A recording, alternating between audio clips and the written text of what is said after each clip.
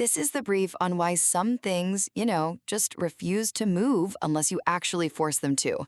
So, we're going to dive into this really powerful mathematical principle that explains exactly that.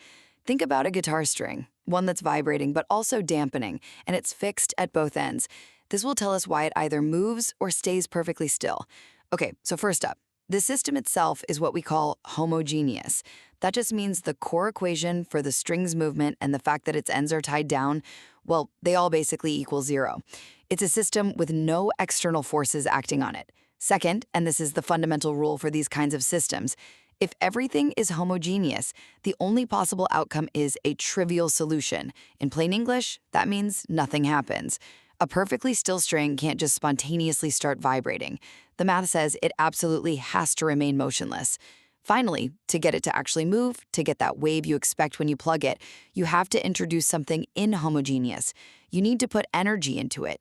That physical act of plucking the string provides the necessary kickstart for any motion to happen at all.